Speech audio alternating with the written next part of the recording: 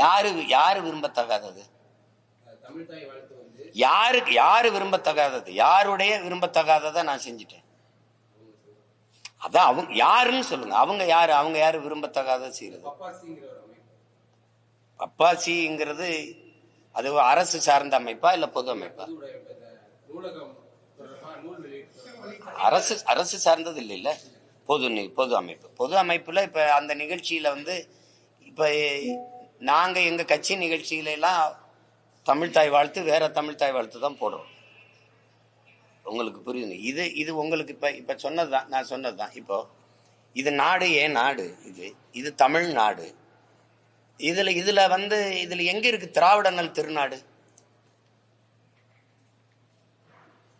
நீங்க கன்னடமும் கழிதலுங்கும் கவின் மலையாளமும் துளுவும் உன் உதிரத்தில் உருந்தவன்னு வரிகள் வருதுல்ல, அந்த வரிகள் எங்க அந்த தமிழ் தாய் வாழ்த்துல? ஆரியம் போல் வழக்கொழிந்துன்னு வருதுல்ல, அந்த வரிகள்லாம் எங்க? 10க்கும் மேற்பட்ட வரிகளை நீங்க எடுத்துட்டீங்க. நான் என்ன செய்யறேன்? மொத்தமா பாட்டே எடுத்துட்டேன், அவ்வளவுதான். ஏன் திராவிட நல் திருநாடு இங்க வருது? திராவிடம்ங்கிற சொல்லு என்ன மொழி? என்ன மொழி சொல்லுங்க? தமிழ் தாய் வாழ்த்துல சமஸ்கிருத சொல் அதுல வருதா இல்லையா? தமிழ் தாய் வாழ்த்துல என்ன திராவிடம் வருது? திராவிட நாடு எங்க இருக்குது? உங்க வசதிக்கு நீங்க திராவிடம்னு சொல்லு வந்தவொடனே அதை தமிழ் தாய் வாழ்த்தா ஆக்கிட்டீங்க. என் வசதிக்கு இப்ப நான் அதிகாரத்துக்கு வந்தேன்னா நான் எங்க தாத்தா புரட்சி பாவலன் எழுதின பாட்டு இருக்குது, அதை தூக்கி தமிழ் தாய் வாழ்த்தா போடுவேன், அவ்வளவுதானே. இப்ப அந்த பாட்டை இப்ப போட்டுக்கிட்டு இருக்கேன். உங்களுக்கு என்ன பிரச்சனைன்னு சொல்லுங்க. அரசு விழாவில் நீங்க போடாம இருங்க. இது பொது நிகழ்வு. இந்த புத்தக வெளியீட்டாளர்கள் அல்லது பதிப்பாளர்களுடைய அமைப்பு அரசு காசுல இயங்குது, அரசு கொடுக்குது அப்படின்னா அரசுக்கு காசு எது? என்னை கண்டிக்கிறீங்கல்ல, என் காசு அதுல இருக்கா இல்லையா? அந்த முன்னாடி இருந்து நான் பேசும்போது கைதட்டினவன் காசுலாம் அதுல இருக்கா இல்லையா? தமிழங்காசு தானே இருக்கு. அப்ப நான் என்ன இந்தி தாய் வாழ்த்து போட்டேனா இல்ல இங்கிலீஷ் தாய் வாழ்த்து போட்டேனா? தமிழ் தாய் வாழ்த்து தானே போட்டேன். அதுக்கு தூய தமிழ்ல எங்க தாத்தா புரட்சி பாவலன் பாடிய பாடலை போட்டேன், வேற யார்ட்டும் இல்ல ரவீந்திரநாத் தாகூர் பாட்டு எதையும் போட்டேனா? அப்படிலாம் ஒண்ணும் இல்ல. என்ன உனக்கு பிரச்சனை? அந்த பாட்டை போட்டதுனால கொட்டையே பத்தி எரிஞ்சிருச்சு, பல பேர் இறந்து போயிட்டான், அப்படிதான் இருக்கா? பிரச்சனை இருக்கா? சொல்லு. ஒண்ணும் இல்ல. அப்புறம் மற்றொரு குற்றச்சாட்டம் அவங்க வைக்கிறாங்க, புத்தக வெளியீட்டை பத்தி ஒரு 40% இருந்தாலும் அரசியல தான் அதிகமா பேசியிருக்காரு. நான் இறங்கிட்டு வந்த பிறகு கலைஞர் கின்னஸ்னு ஒரு நூல் வெளியிட்டு இல்ல, அது யாரு வெளியிட்டு பேசுனது? மதிப்பிற்குரிய எங்க ஐயா துரைமுருகன், அன்பிற்கினி எங்க அண்ணன் சுகாதாரத்துறை அமைச்சர் மா சுப்பிரமணியம், எல்லாரும் சேர்ந்து வெளியிட்டீங்க. அதுல பெரிய பெரிய திராவிட முன்னேற்ற கழகத்தை சார்ந்த கட்சிக்காரங்கெல்லாம் பேசினீங்க. நானாவது கொஞ்சம் இலக்கியம் பேசினேன், அதுல நீங்க முழுக்க அரசியல் தான் பேசுனீங்க. அது என்னது? அது என்னன்னு சொல்லுங்க.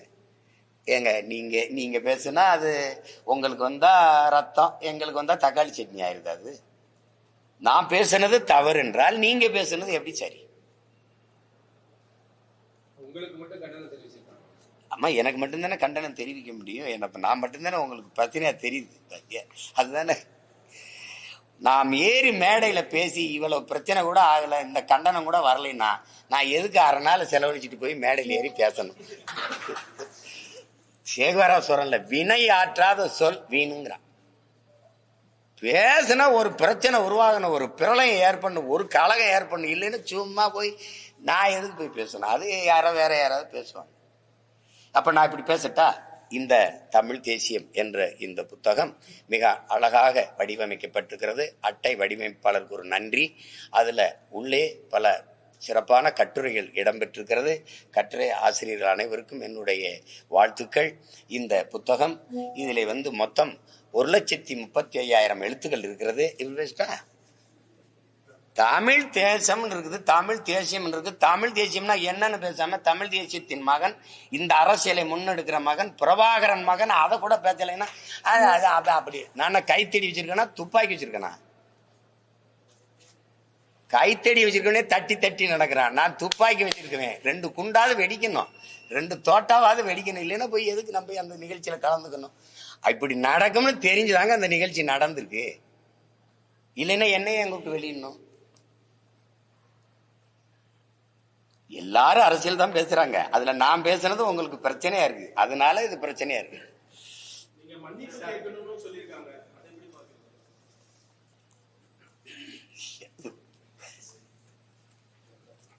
சரி, ஏதோ அவங்க ஆசைக்கு கேட்குறாங்க. இதெல்லாம் மன்னிப்பு கேட்குற ஆளா நான்? என்ன தவறு இருக்குன்னு சொல்லுங்க. மன்னிப்பு எதுக்கு? தமிழ் தாய் வாழ்த்துக்கா? உண்மையான தமிழ் தாய் வாழ்த்தை போட்டதுக்கு நீங்க எல்லாம் எனக்கு நன்றி நன்றின்னு சொல்லணும். நீங்க என்கிட்ட போய் மன்னிப்பு கேட்க சொன்னா இதெல்லாம் வேடிக்கை இருக்கா இல்லையா? நான் கேட்டுட்டு தான் மறுவேளை பார்ப்பேன். எடப்பாடி பழனிசாமி வெளியே வந்தது ஆளுநரை புறக்கணிச்சு தான் அப்படிங்கிற மாதிரி அவர் பேசியிருக்காரு. ஆனா இவர் யார் சார் நீங்க அப்படிங்கிற மாதிரி பேச்சன் போய் பண்ணணும் தான் சொல்றாரு. யார் சார்? இல்ல, அந்த சார் யாரு? யார் அந்த சார்? இந்த சண்டையை விட்டுலாம். இது இப்ப நம்ம கேட்கிறோம்ல, இப்ப நீங்க பொள்ளாச்சியில உங்க ஆட்சி காலத்துல நடந்ததுக்கு நீங்க நடவடிக்கைங்களான்னு அவங்க கேட்கிறாங்க. இது நடவடிக்கை தானே. இப்ப 2 பேருக்கு நடவடிக்கை எடுக்கணும்னா வேற ஒரு கட்சி ஆட்சிக்கு வரணும். அதுக்கு தான் இப்ப நாங்க வேலை செஞ்சுக்கிட்டு இருக்கோம். அதனால கொஞ்சம் பொறுங்க, இத போய் பேச்சு பண்ணி.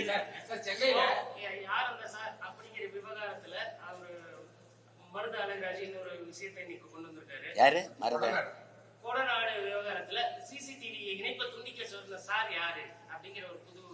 அதுதான் இது வரும். இது இப்ப சீரியல் பாக்குறவங்களுக்கு, பார்க்காதவங்களுக்கு இது ஒரு பொழுதுபோக்கு. சீரியல் பாக்குறவங்களுக்கு வேற. இது ஒரு பொழுதுபோக்குன்னு நினைச்சுக்கிற வேண்டியதான். நீங்க வேற என்ன சொல்றது சொல்லுங்க. மாறி மாறி இவங்க ஒருத்தர் குறை சொல்லிட்டு இருப்பாங்க. அதனால ஒருவரை ஒருவர் நேர்மையாக விரல் நீட்டி சுட்டி காட்டுவதற்கு, குற்றங்களை தவறுகளை சுட்டி உணர்த்துவதற்கு ஒருவருக்கு ஒருவர் தகுதி வச்சுக்கல. இந்த அரசுகள் ஆட்சிகள், நீங்க எட்வர்டு ஸ்னோடன் சொன்னதான் திருப்பி நான் சொல்றேன். குற்றங்குறைகளை எடுத்து கூறுகிற போது, தவறுகளை எடுத்து அறைகூவல் அதை எடுத்து வெளிக்கொணரும் போது, அதை ஆட்சியாளர்கள் குற்றமாக கருதினால் உன் நாட்டை ஒரு குற்றவாளிகள் ஆட்சி செய்கிறார்கள் என்று பொருளுங்கிறான். இப்ப நம்ம இதெல்லாம் குற்றம்னு சொல்லும் போது அந்த குற்றத்தை சொல்வதே குற்றம்னு. இப்ப நீங்க அண்ணா பல்கலைக்கழகத்துக்கு நடந்து போராடும் போது எங்களை போராடவே விடலை, இறங்கும் போதே தூக்கிட்டாங்க.